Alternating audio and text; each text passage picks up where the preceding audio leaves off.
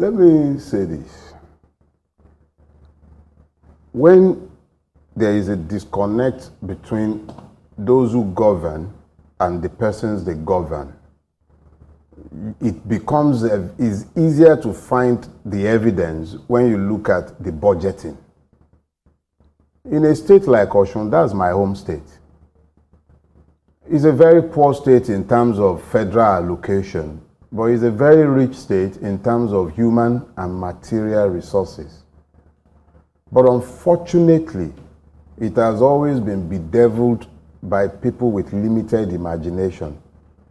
The only thing I would have expected of the current governor is maybe a dancing competition for the state, but unfortunately, he has not even thought fit to make the state a destination for dancers.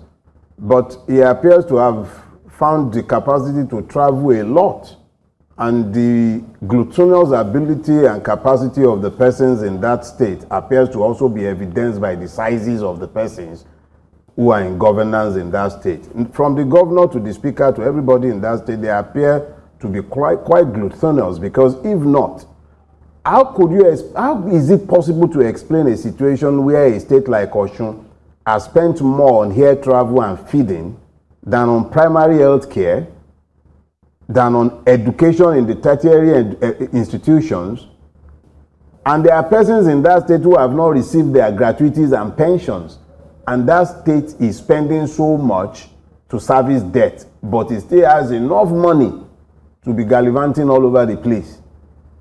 Look, it might very well be that there are clear arguments to be had for these travels, but surely the proportionality is suggestive of a governor who is disconnected from the people, to the point where instead of appealing to the people in order for them to vote him into power, he finds it easier to jump on the APC train, so that once you don't need the people, you don't have to do anything for them. If the monies that are being spent on air travel and feeding had been spent on improving primary education in Osun, on improving the rural communities and providing them primary health care centers, those people would have come out to fight for him to ensure that the federal might of the APC would count for nothing. So the question you asked as an adjunct to the first has actually been answered, because if that governor, as with the other ones all over the federation who are busy queuing up to join the failure of Tinubu's APC, they wouldn't do so if they were connected to the people. But they are disconnected from the people, and they have to connect to the ultimate force of impunity in the land, so that they might be returned to power whether the people want it or not. So it's not about the APC having achieved anything, but because the APC under Bola Ahmed Tinubu is not shy about deploying the force of impunity. See, a person has to have shame before they can self-censor themselves. The APC is completely shameless. He has no shame about none of them is ashamed of being called thieves.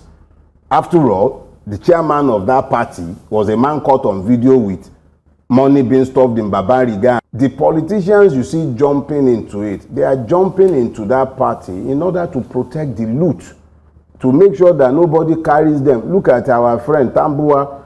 If Tambuwa did not have any skeleton in his cupboard, nobody will carry him now. Maybe I'm in my house. Why haven't they come to carry me that I stole money? But they went to carry Tambuwa. If Tambuwa will join the APC tomorrow, like Oshiomhole told all of us in broad daylight, his sins will be forgiven. So what they are doing to Tambuwa, you can call it evangelizing. So they are evangelizing him. They are preaching the gospel of the APC to him. So when he accepts the gods of the APC, you'll find that the EFCC will suddenly forget his file, just like they forgot Akpabio's own, and just like they forgot those of each and every one who you find sat at the high table of the APC.